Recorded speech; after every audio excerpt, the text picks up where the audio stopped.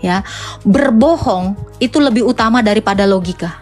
Yang saya lihat seperti itu. Melalui darah Yesus itulah kurban itu dilakukan sampai detik ini. Wah, nggak masuk akal itu.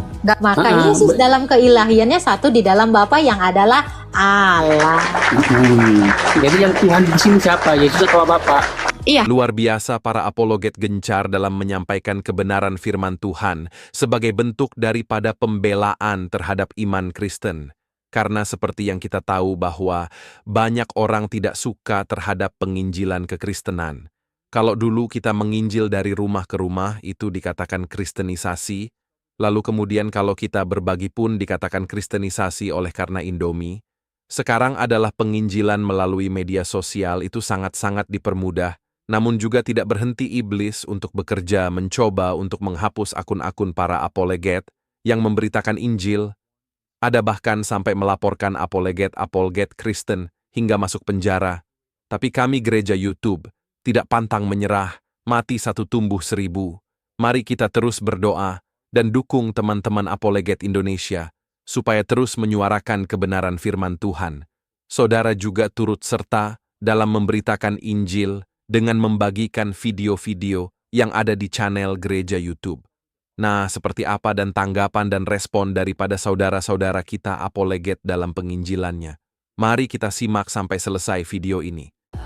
Apanya KW? Berarti kalau KW maksudnya tuh nggak asli gitu. Iya, setelah Yesus itu udah pasti KW. Oh. Kalau berarti sebelum dia kan Yesus meniru lahir, perkataan Yesus. Berarti dia kan kalau sebelum Yesus lahir berarti? Buktikan kalau ada. Berarti Yesus. Buktikan kalau ada. Buktikan berarti, aja. Jangan enggak. dulu bilang kalau sebelum Yesus, berarti yang sebelum Yesus itu mana dulu? Enggak. Tunjukin aja dulu. Ya kalau nggak ada ya ngapain? Saya kan tanya. Iya. Tadi katanya kakak kalau yang asli, yang original itu kan yang pertama. Iya. Halo. Nah, sebelum Yesus lahir, kan sudah ada ibunya dulu. Yesus itu adalah Allah. Keilahiannya itu sebelum dunia ini ada, telah ada. Dari tadi berarti nggak nyimak. Saya katakan dia itu adalah Allah. Baru 2000 tahun yang lalu dia datang kepada Maria dan mengambil rupa manusia melalui rahim perawannya Bunda Maria. Oh, terus yang mengutus ke Bunda Maria itu siapa? Nggak ada, Bunda Maria itu bukan utusan. Enggak, yang Bunda mengutus, Maria itu bukan utusan. Yang mencipta berarti anaknya. Yesus dalam keilahian. Betul. Keilahiannya itu yang menciptakan seluruh dunia ini. Berarti anaknya menciptakan ibunya gitu. Itu kan kemanusiaannya yang dilahirkan. Keilahian Yesus itu tidak diciptakan. Nah, terus yang harus Karena dia disembah pencipta. itu yang Yesus atau yang Allah? Kami itu menyembah ilahi Yesus dalam daging, dalam kemanusiaannya. Karena dagingnya dengan keilahian itu tidak bisa dipisahkan. Berarti suci dong Yesus. Dalam keilahiannya tentu dia adalah kudus. Dalam kemanusiaannya pun dia tidak berbuat dosa. Termasuk, mohon maaf, ketika dia disusui oleh ibunya atau Ya apa dosanya disusui? enggak? Kan saya bilang dia kudus tidak berdosa.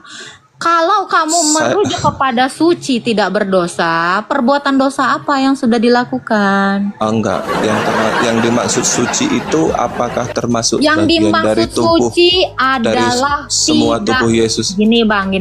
Yang dimaksud suci itu, suci, kudus, itu tidak berdosa bang. Ngerti nggak sih? Secara otak gitu. Oke. Yang saya maksud itu berarti apakah tubuh Yesus itu suci? Tubuh kemanusiaannya itu sama seperti kita, tidak berdosa. Oke, tapi apakah Bang, semuanya orang suci? bang, gini ya bang, nggak ada dibilang orang berak itu berdosa, nggak ada. Nomor, jangan idiot ya. Sekali lagi saya katakan ya. Orang makan itu nggak berdosa, orang menyusui itu bukan dosa bang. Kepalamu ada nggak sih bang? Ya? Saya di mute terus kalau mau Iya, jawab. karena Anda jangan jadi bodoh di sini. Nah, karena saya ingin tahu kebenarannya kan, Iya. karena Anda pintar. Sebentar. Anda ingin cari tahu kebenaran? Ah, Berarti Anda ingin cari tahu Tuhan dong, Tuhan Yesus dong. Iya, Karena Yesus iya. adalah kebenaran. Oke. Oke, konsekuensi yang Anda katakan ketika Anda mencari kebenaran, berarti tidak ada kebenaran di imanmu. Berarti di dalam sesembahanmu juga nggak ada kebenaran ya? Saya kan Makanya lagi kamu cari belajar. di sini. Ya, memang kebenaran itu adalah Sang Kristus. Di luar Kristus itu adalah kebohongan. Bagus. Oke. Kalau semuanya dari tubuh Yesus itu suci, maaf, ya beliau kan juga buang air kencing juga, sunat Nah, ini juga dia. kayak gitu. Sekarang saya tanya, buang air kencing apakah berdosa? Enggak. Jauh. Iya, kalau buang air kencing aja nggak berdosa, di mana nggak sucinya? Kita di sini bukan mau mencari kotoran ya, kan Anda mau cari kebenaran. Kebenaran bukan kotoran, kan Anda mau cari Yesus, gitu ya. Bu.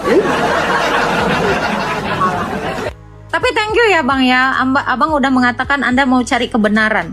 Maka Anda harus mencari Tuhan Yesus, karena kebenaran itu hanyalah Tuhan Yesus. Di luar dari Tuhan Yesus itu tidak ada kebenaran. Thank you Bang. Ya, kalau ada setelah Yesus, kalian tahu uang asli itu pasti ditiru. Nah, uang palsu ini tidak mungkin duluan rilis. Pasti yang duluan rilis itu adalah uang asli. Uang palsu kok dicoba-coba. Ya. Terima kasih mau cari kebenaran di dalam Kristus, karena memang tidak ada kebenaran di luar Kristus. Good. Halo Rahmat. Halo, Hai, sama Kristen Bang Rahmat. ya, Islam. Ada mau ditanya Bang Rahmat? Iya, enggak sih jadi Iya pembicaraan atau yang... enggak nih Bang? Enggak jelas iya atau enggak? Iya, jadi nggak usah bertanya, Iya, jadi mau bertanya pembicaraan apa, yang Bang? tadi, pembicaraan yang bertanya tadi apa? aja. Melanjutkan bertanya apa, Bang? obrolan tadi, obrolan Oke, yang tadi boleh, aja, boleh. Mbak. Iya, Silakan. itu kan kakak selalu berbicara uang palsu, yang asli mana, uang palsu itu pasti datang belakangan, yang Logikanya asli gitu itu nggak, pasti Bang? duluan. Logikanya Iya gitu logika. nggak? Ya Logikanya logikanya gitu masuk benar Mbak, masuk. Nah sekarang saya juga berlogika bertanya dah ya. Boleh. Ya. Itu kalau rokok itu kan terdiri dari kertas, cengkeh, dan tembakau ya Mbak. Gila dijadikan satu menjadi rokok ya Mbak. Antara Ya. cengkeh, Betul. tembakau, dan kertas dijadikan satu. Hmm. Nah, seperti Tuhan lah, ada Bapa, Roh, dan Anak. Sekarang saya tanya, rokok itu pernah nggak mengaku dirinya rokok? Kan logika Pak. Iya, ini logikanya. Ada logika. Kalau Allah saya itu berbicara, ya, dia mengatakan dirinya adalah Allah. Aku adalah yang awal dan yang akhir. Sekarang saya tanya, rokok itu bisa nggak memperkenalkan dirinya rokok? Bagaimana dengan uang palsu Mbak? Sama Palsu. sama Uang palsu seperti dan uang ada, asli. baik, ini saya jawab ya, tembakau atau rokok yang Anda bilang tadi, dia si tembakau itu, si cengkeh itu nggak pernah bisa mengatakan akulah yang awal dan yang akhir. Nah, Baik, saya perjelas Mbak. Saya perjelas. silakan. Ya, itu kan maksudnya begini. Ini bukan masalah tentang firman atau gimana. Ini kan kakak bilang barusan logika. Mari kita berlogika. Kalau cengkeh, tembakau, dan kertas dijadikan satu, itu akan menjadi satu batang rokok. Dan bila dipisah-pisah akanlah menjadi rokok lagi. Kalau dipisah-pisah, begitupun. Kalau Roh dipisah-pisah dipisah, bukan Tuhan rokok ya, Bang, ya? dipisah. Sebentar, Roh kalau dipisah bukan rokok ya? Bukan rokok kalau dipisah. Makanya jangan pernah mengatakan ilah kami itu tiga, karena Allah kami satu. Kalau rohnya dipisah, Mana ada roh Allah berpisah dengan Allah? Tidak Bapaknya ada dipisah, firman Allah anaknya berpisah dipisah. dengan Allah. anak dipisah, roh dipisah, anak Yang dipisah, misahin- bapak dipisah, Oke, gimana yang itu? misahin anak sama roh siapa? Kan berlogika, Mbak. Katanya Iya. berlogika. Iya, baiklah, Nah, kita iya. berlogika. Sekarang Ya. saya tanya, kalau cengkeh dipisah, tembakau Nah, dipisah, itu disebut rokok nggak? bukan rokok lagi. Begitupun anak dipisah, roh dipisah. Apakah Tuhan lagi? Iya, jadi jangan pernah memisahkan Allah kami menjadi 3, karena Allah kami cuma 1. Kalau dipisah anak, roh. Iya, karena Allah kami hanya 1, tidak pernah terpisah. Ya jangan mengatakan Allah kami 3 lagi ya. Oke, kita sampingkan ya Mbak ya. Saya bertanya sekarang. Kita sampingkan biar yang di bawah yang menilai. Iya dong. Ya nggak apa-apa Mbak. Jadi begini Mbak, itu ada di Yohanes 5:37 yang berbunyi, Bapa yang mengutus aku, dialah yang bersaksi tentang aku, karena tidak pernah mendengar suaranya, rupanya pun tidak pernah kamu lihat. Rupanya pun, tolong digarisbawahi, rupanya pun tidak pernah kamu lihat. Itu gimana dengar suaranya, rupanya aja nggak pernah dilihat, kok kamu bilang makanya dia datang dalam berbagai teofani. Oh, kirain berbagai suku. Ya, terus selanjutkan. Udah, itu aja. Oh, itu. Sebenarnya begini, Mbak ya. Jadi kitab Mbak itu merujuk selalu ke Yahudi bahwa ada persamaan atau gimana, atau merujuklah lebih kepada kitab Yahudi ya kan. Sedangkan menurut Yahudi pun ada itu di Torah itu, Mbak. Yesus dituduh melakukan pelanggaran agama karena mengaku sebagai anak Tuhan Allah. Berarti menyamakan dirinya dengan Allah, dan ini merupakan penghujatan yang harus dihukum. Itu udah jelas, bahkan dia ada di kitabnya Mbak. Dan Yohanes 22 Jadi sebentar Bang. Jadi kalau kalian mengatakan mana Yesus mengaku Allah, justru dia disalib karena dia mengaku Allah. Sekarang tunjukkan datanya. Jadi untuk pemuka agama kalian yang selalu mengatakan di mana Yesus mengaku Tuhan sembahlah aku, mengaku Allah sembahlah aku, justru karena dia mengaku itulah makanya dia disalib. Ya, makanya Yesus disalib ya Mbak ya. Nah, iya, makanya jadi Yesus disalib harus ada datanya. Makanya jangan bilang diserupain. Nah, ya. Jadi kalau ada yang mengatakan Yesus itu diserupakan ya, itu adalah pemfitnah. Dalilnya Yesus disalib Kak. Yesus disalib ada dalilnya, mohon ditunjukkan. Banyak banget lah dalilnya. Oh, coba Mbak. Nanti saya akan buka juga dalilnya. Oke. Silakan buka dalil apa? Ya, Kakak buka, makanya saya minta ada dalilnya. Saya telah disalib dikatakan gitu di situ ada. Aku telah disalib. Bentar Bang. Aku telah disalib atau gimana menunjukkan bahwa itu disalib. Coba silakan. Sekarang gini Bang, saya tanya Bang, apakah kalau orang disalib ngaku-ngaku, "Hai, aku disalib" gitu? Gua begitu jawabnya. Iya, sekarang nggak bisa begitu Kak jawabnya. Bang. Gini ya. Anda, kitab saya ini bukan kitab karangan manusia. Makanya Anda mau membuktikan ada karangan yang mengatakan, "Hai, aku disalib." Nah, ini kan karangan manusia. Kalau penyaliban itu ada, tentu kesaksian orang lah yang menjadi bukti. Tapi kalau ngaku-ngaku, "Hai, aku disalib." Nah, itu kalau Anda pengen ayat yang seperti itu, Anda mengira ayat Alkitab kami ayat buatanmu. Nah, Alkitab kami ini bukan kehendak manusia. Ya, bukan kehendak orang yang harus letterlek seperti yang kamu mau. Ya baik, kalau nggak bisa tunjukin datanya nggak apa-apa. Sebentar, kalau sempat ada ayat yang seperti kamu, jangan-jangan Alkitab saya ini adalah buatan kamu. Kita kesampingkan. Memang nggak bisa tunjukin datanya nggak apa-apa. Nggak apa-apa, Pak. Kita kesampingkan. Bentar, jangan dikesampingkan. Anda tadi sudah bawa Yohanes. Berarti Anda sudah pernah membaca bahwa Yesus disalib ya? Saya nggak pernah menunjukkan data seperti itu, Kak. Oke. Anda bisa buka di Matius 27, mulai dari ayat 33. Oke. Sebentar ya Kak, saya cari ya Kak ya. Ya boleh. Dicari. Ya bentar Kak, saya jeda bentar. Tapi jangan bersama dia disalibkan 2 orang. Ya. Sampai lagi ke bawahnya. Itu kan 38, 39, 40. Disalibkan 2 orang penyamun. Dari sini aja udah jelas Mbak, bersama dengan dia disalibkan 2 orang penyamun. Mana Yesusnya Mbak? Lah, turun lagi baca 39, 40-nya. 39 sama bersama dia disalibkan 2 orang penyamun, seorang di sebelah kanan dan seorang di sebelah kirinya.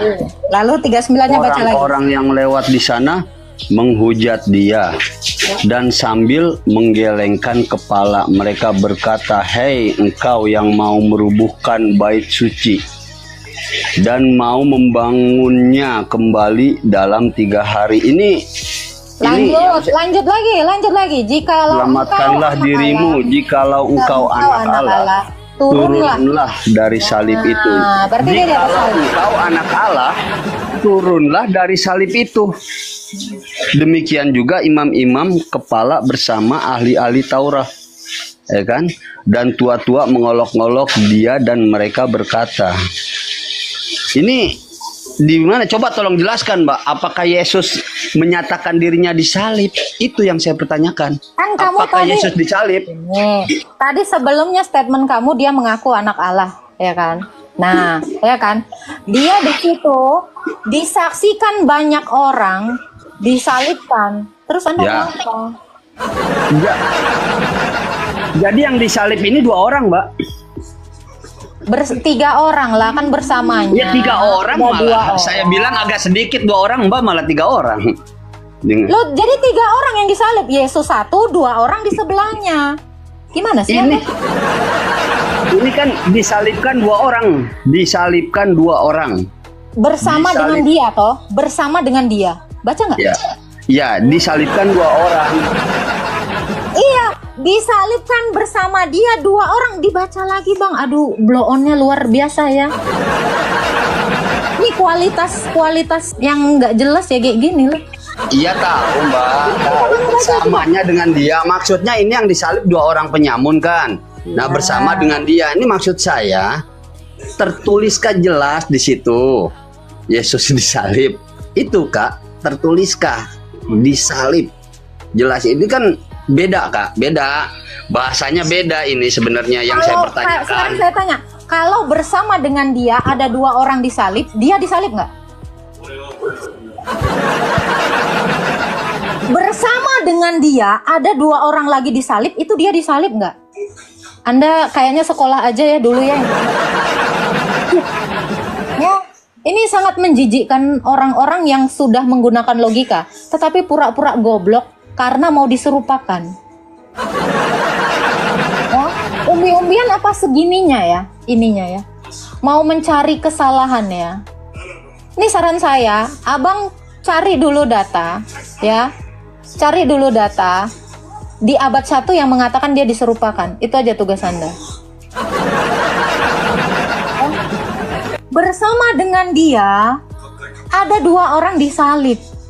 Ya kalau nggak disalib dianya, cemana?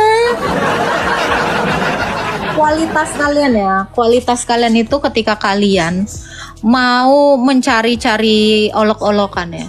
Dari olok-olokan yang kalian berikan itu, kalian memperlihatkan daya tangkap kalian dalam membaca kurang. Itu 1. Yang kedua, ya, berbohong itu lebih utama daripada logika. Yang saya lihat seperti itu. Karena berbohong itu paling penting. Sekalipun dia mengerti, dia harus berbohong. Ya. Atas kasih sayang dan kebesaran Tuhan, kenapa hal serupa itu nggak dia lakukan untuk makhluknya yang lain seperti iblis contohnya? Iblis tidak mau. Iblis tidak menerima. Anda juga kan tidak mau sama seperti iblis. Anda kan tidak mau pengorbanan dia. Ya sama seperti iblis. Nah, sebentar. Iblis tidak menginginkan pengorbanan Yesus. Makanya dia tidak mau Yesus disalib. Anda, pokoknya gini ya. Iblis itu, semua iblis itu tidak menerima kebaikan dia. Makanya mereka menolak. Siapa saja yang menolak Yesus itu disalib, itu adalah iblis. Gitu Bang. Kenapa nggak untuk iblis? Udah dia untuk berkorban, masalahnya iblisnya nggak mau. Jadi kalau ada, gini ya Bang ya. Jadi kalau ada manusia yang seperti iblis tidak mau ditebus oleh Kristus, ya itu kawanan iblis. Dari mana ibu tahu bahwa iblis nggak mau ditebus? Ya iblis memang tidak mau bertobat. Karena Dari iblis tidak mana? pernah mau bertobat. Enggak, kalau Lah, ibu- sekarang Gini tunjukkan loh. dalilnya bahwa iblis mau bertobat. Masalahnya nggak ada. Dia bahkan nggak mau. Makanya iblis ngapain ditebus? Enggak, saya kembalikan ke ibu. Konteksnya kan ini Tuhan ini maha kasih sayang segala macam itu. Oh. Iblis dan setan atau apapun namanya itu juga ciptaan dia. Kenapa manusia yang Masalahnya iblisnya nggak dari mau. dosa-dosa enggak? Kan udah dibilang iblisnya nggak mau, Mukidi. Ini mau nyampe nggak? Jangan Semua, jangankan iblis ya bang, abang aja nggak mau bang, sama kayak iblis nggak mau ditebus oleh Yesus. Ya, Makanya jangan kamu kayak tidak gini. beriman kepada Yesus. Jangan sedih Yud. Iblis Ada lagi yang mau juga ditanya? ciptaan dia. Ada lagi yang mau Maksudnya, ditanya? enggak, kita belum selesai loh. Silakan. Kalau itu iblis juga ciptaan Tuhan, kenapa dia nggak mau melakukan hal serupa? Dia menebus siapa dosa-dosa saja yang dia. mau. Bang, denger ya bang ya. Jangan. Ini sekali lagi bang. Bang, abang bisa dengar suara saya? Kalau Bunda bicara seperti itu, kekuasaan Tuhan itu seolah-olah milih-milih gitu. Udah, Nggak udah. besar. Oke, udah. Gantian. Nggak maha besar, nggak maha kasih sayang, gitu loh. Udah gantian. Bisa mendengarkan saya? Iya, coba. Oke, masalahnya bang, iblisnya nggak mau ditebus Yesus. Semua setan di dunia ini yang tidak mau ditebus Yesus itu adalah kawanan iblis. Ngerti nggak? Kalau kamu bilang berarti kasih sayangnya milih-milih dong, tidak maha besar dong. Gini, Semua yang mau menerima penebusan itu dia kasihi. Barang siapa yang tidak mau, ya tidak apa-apa. Sekarang saya tanya abang, bang, saya kasih analogi ya. Ini kepalanya nggak nyampe ya. Saya punya 1 miliar. Dikasihlah 1 miliar ini sama siapa saja. Nih dikasih 1 miliar. Iblisnya nggak mau. Setan-setannya nggak mau nerima.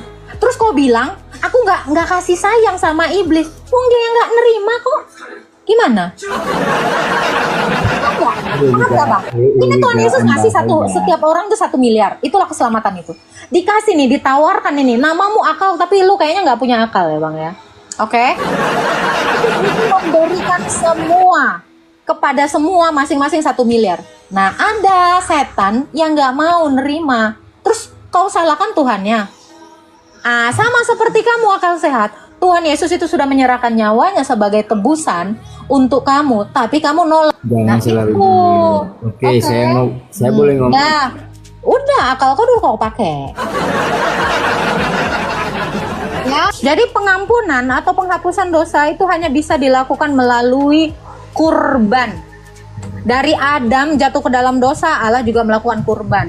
Keturunan Adam dan Hawa sampai kepada Abraham, Musa, Daud, sampai kepada Yesus dan sampai ke Kristen hingga saat ini.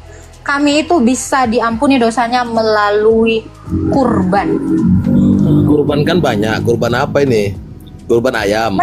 Menumpahkan darah ya. Ada aturannya di dalam Alkitab. Kurban itu biasanya itu adalah berupa domba, sapi, atau burung tekukur. Nah itu, hanya itu yang ada di dalam Alkitab. Ya, di dalam kitab Tauratnya Musa. Nah, dan semua itu akhirnya digenapi oleh Yesus melalui penumpahan darahnya. Sehingga kurban-kurban yang ada di perjanjian lama itu sudah tidak berlaku lagi. Dan melalui darah Yesus itulah kurban itu dilakukan sampai detik ini. Wah, nggak masuk akal itu. Gak apa-apa, ini kan hukum Taurat Musa. Kurang detail itu, nggak lengkap Gak tuh. masalah, gak masalah. Gak masalah kalau Anda bilang kurang detail atau apa. Saya kalau mau menjelaskan secara detail di sini butuh bertahun-tahun. Gitu. Ada lagi yang mau ditanyakan, Bang? Ya tetap itu tentang cara penghapusan dosa buat Kristeni. Gimana? Ya. Seperti itu, dengan menumpahkan darah, dengan cara berkurban, itulah penghapusan dosa dari zaman Adam sampai kepada kami. Berarti Ini kalau menurut hukum berbuat- Taurat. Halo, berarti Kenapa? kalau setiap kali berbuat dosa harus berkorban selalu gitu? Betul, Bang. Makanya kami lakukan itu dalam bentuk ekaristi atau sakramen perjamuan kudus. Enak dong berbuat dosa, kurban terus. Oke, Anda mau nanya apa lagi? Ya, tentang penghapusan dosa tadi. Ada lagi yang mau ditanya? Mau Kurban seperti itu apa lagi yang Anda pertanyakan?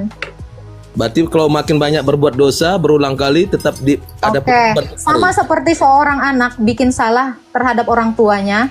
Apakah Anda mau menjadi anak yang tidak tahu diri? Ya itu pilihan. Demikian orang Kristen. Kalau dia sudah tahu diampuni dosanya, apakah dia mau menjadi anak yang tidak tahu diri? Kami orang Kristen bukan anak-anak yang tidak punya otak dan tidak punya hati. Yang kalau sudah dosa kami diampuni, kami berbuat seenak-enaknya. Nah, kalau pikiran Anda mungkin yang seperti itu. Anda salah Ada lagi menilai. yang mau ditanya, Bang? Anda salah menilai. Bukan kita bukan cerita anak-anak. Oke, nggak apa-apa. Abang nanya aja tentang iman kami. Kami ini orang Kristen adalah orang-orang yang tahu diri, saya bilang. Ketika kami sudah bersalah, dosa kami sudah diampuni melalui kurban yang dilakukan Yesus, kami berusaha untuk lebih baik. Inilah yang dinamakan pembaharuan iman. Ya, oleh Yesus kami diperbaharui dan dimampukan untuk kembali kepada kodrat kami yang semula adalah tidak berbuat dosa.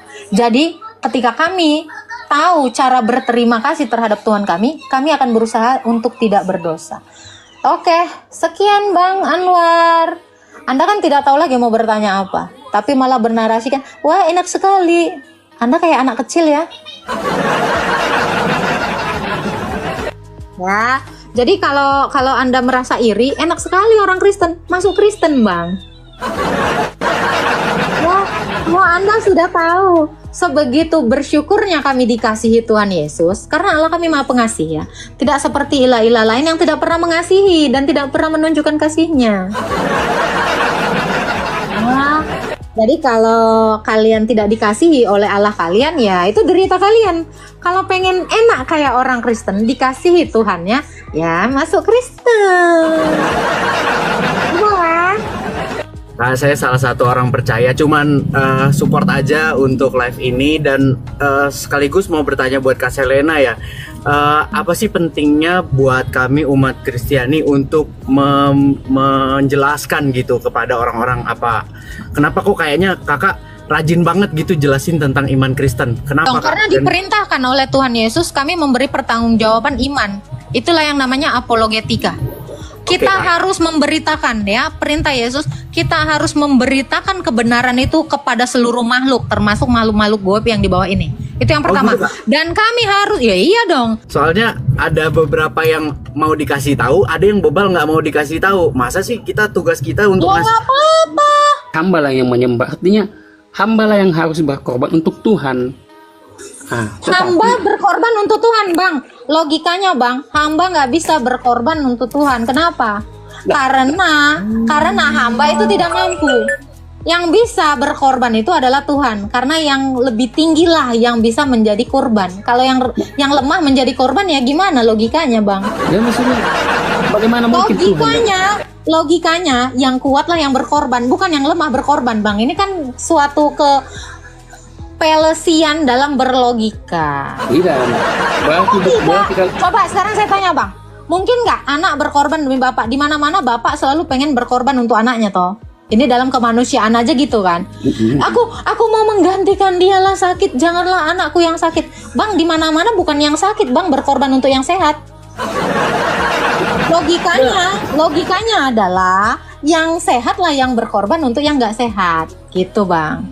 Silakan. Ya maksudnya fungsinya Tuhan ini apa sebab? Kan begini Mbak, Tuhan itu sesuatu sembahan. Artinya dia tidak akan memerlukan dia tidak akan menjatuhkan derajatnya sebagai Tuhan jika dia berbuat apa-apa kepada seketika hambanya. Tuhan berkorban dia menjatuhkan derajatnya. Artinya sebentar ya. Anda ngomong belepotan dan gak ada poinnya ya. Sekalipun emas menjatuhkan dirinya ke dalam lumpur, dia tetap emas. Dia tidak pernah jadi lumpur.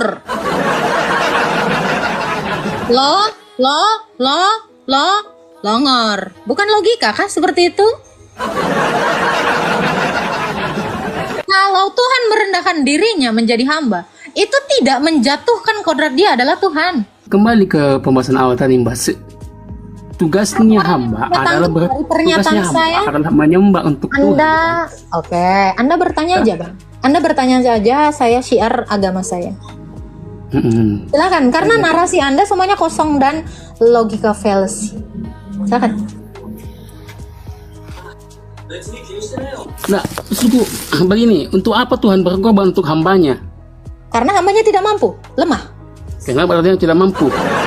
Sekarang pada saat Yesus ini mati di kayu salib, dia nyawanya itu kemana? Terima Rohnya kasih itu Abang kemana? sudah mengakui Yesus saya disalib, bukan diserupakan ya. Ya kita kan membahas masalah agama. Satu poin ya. Jadi kalau ada Saya tidak orang mengakui, bilang, karena ketika kita kan- Yesus mati disalib, saya sangat berterima kasih. Iya, Bukan ada iblis yang saya tidak mengakui. Kan kita tidak ini membahas agama Anda. Saya selalu apresiasi dengan orang-orang yang mengatakan Yesus disalib. Saya selalu apresiasi. Kenapa? Karena Tuhan saya ini selalu difitnah, diserupakan. Makanya saya senang sekali ketika kalian mengatakan Yesus disalib, Yesus disalib. Puji Tuhan, ya. Ya, pada saat dia ini mati di kayu salib ini, nyawanya kemana itu? Nyawa kemanusiaannya itu dia titipkan kepada Sang Bapa. Bapak itu siapa? Bapa itu adalah Allah. Bapa itu adalah Allah. Yesus adalah firman-Nya Allah. Bapak adalah Allah. Iya, 1 Korintus 8 ayat 6. Namun bagi kita hanya ada satu Allah saja, yaitu Bapa. Itu. Allah itu Bapa. Allah itu Bapa. Dan itulah sejatinya Tuhan. Allah itu Bapa. Ya. Sama-sama dengan firman-Nya dan roh-Nya. Berarti Yesus Allah itu itu yang adalah firman-Nya Bapa. Maka Yesus dalam keilahiannya satu di dalam Bapa yang adalah Allah. Jadi yang Tuhan di sini siapa? Yesus atau Bapa? Yesus itu adalah firman yang menyatakan ketuhanannya Sang Bapa. Kalau dia satu di dalam Bapa, maka Yesus adalah Tuhan.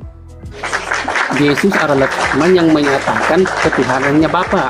Iya. Nah, berarti Bapa lah yang Tuhan, bukan Yesus. Kalau Yesus itu adalah firman-Nya Bapa, maka Yesus adalah Tuhan. Nah, kok begitu?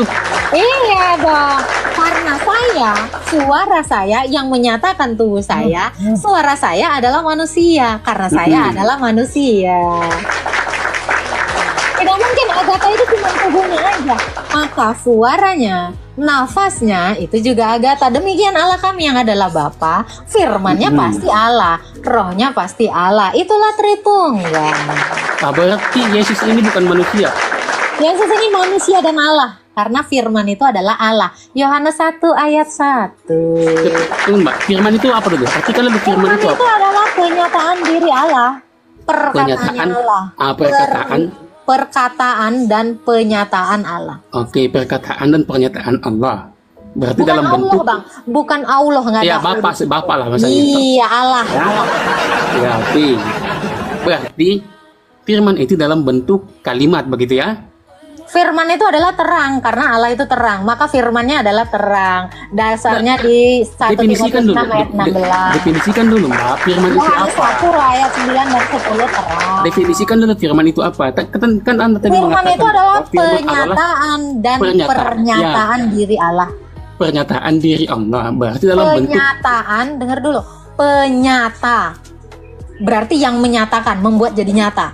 Pernyataan dan pernyataan diri Allah yang enggak kelihatan. yang nggak kelihatan. Berarti bukan berbentuk manusia ya, seperti Yesus ini. Betul. Karena itu kemanusiaan Yesus itu bukan Allah, tetapi firman yang di dalam tubuh Yesus itu adalah Allah. Jadi kenapa umat Kristen itu Makanya kami menyembah Yesus itu dalam keilahiannya yang menggunakan kemanusiaan. Kan paham dari kemarin. Bukan dari tadi seandainya abang mengkima omongan saya ya, dikima ya bang. Yesus itu adalah Allah dan manusia. Yang kami sembah itu keilahiannya yang satu di dalam Sang Bapa yang mengenakan daging atau yang mengenakan kemanusiaan. Dikima ya sayang ya. Silakan. Loh, kemana abangnya? Loh bang. Berikan tanggapan teman-teman yang menonton video ini bagaimana? Boleh berikan pendapat kalian di kolom komentar. Atau teman-teman gak usah repot-repot, cukup tuliskan di kolom komentar Tuhan Yesus baik, atau Tuhan Yesus dahsyat, atau Tuhan Yesus juru selamat manusia di kolom komentar. Itu adalah bagian doa saudara untuk kami, dan para pendengar selanjutnya yang menonton video ini. Mana tahu mereka membaca komentar kalian, hatinya terketuk, dan Tuhan Roh Kudus langsung menjamah mereka. Terima kasih saudara. Jangan lupa klik tombol subscribe dan bagikan video ini Tuhan Yesus memberkati kita semua. Sampai jumpa di video berikutnya. Ayo berpartisipasi dalam kebaikan bersama Yayasan Cipto Pelito Kasih. Mari kita bersama-sama memberikan sedikit berkat dan menyisihkan sebagian dari yang kita miliki untuk mendukung rumah Yayasan Cipto Pelito Kasih. Yayasan ini membimbing dan mengajarkan 30 anak-anak yang membutuhkan bimbingan dan pendidikan. Dengan partisipasi saudara, kita dapat memberikan harapan baru dan masa depan yang lebih baik bagi mereka. Tidak perlu banyak, bahkan bantuan kecil saudara sangat berarti bagi anak-anak ini. Mari kita ambil bagian dalam misi mulia ini dan bersama-sama membawa perubahan yang positif dalam kehidupan mereka. Kami percaya bahwa setiap kebaikan yang Anda berikan akan dibalas berlipat ganda. Tuhan Yesus memberkati saudara semua yang telah berpartisipasi dalam mendukung rumah Yayasan Cipto Pelito Kasih.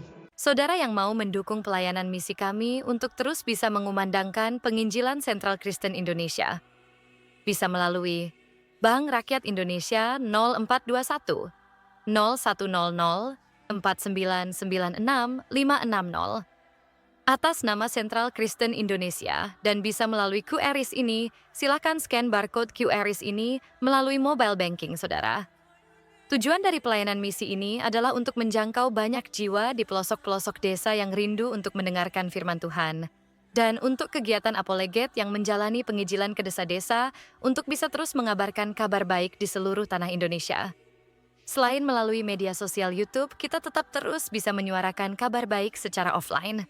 Boleh dukung Asosiasi Sentral Kristen Indonesia melalui rekening ini, dan bisa melalui KRIS Mobile Banking ini. Dengan cara scan barcode KRIS ini di mobile banking saudara. Terima kasih, biarlah kami berdoa agar semua kebaikan dan taburan saudara Tuhan yang membalas berlipat kali ganda. Tuhan Yesus memberkati saudara Sentral Kristen Indonesia. Shalom saudara, generasi muda FKPPI, saudara yang mau mendukung pelayanan misi kami untuk terus bisa mengumandangkan penginjilan generasi muda Forum Komunikasi Pelayanan Penginjil Indonesia. Bisa melalui Bank BRI 042 10 10 048 705 60. Atas nama generasi muda FKPPI Forum Komunikasi Pelayanan Penginjil Indonesia, dan bisa melalui KRIS ini, silakan scan barcode KRIS ini melalui mobile banking saudara. Tujuan dari pelayanan misi ini adalah untuk menjangkau banyak jiwa di pelosok-pelosok desa yang rindu untuk mendengarkan firman Tuhan, dan untuk kegiatan apoleget yang menjalani penginjilan ke desa-desa untuk bisa terus mengabarkan kabar baik di seluruh tanah Indonesia.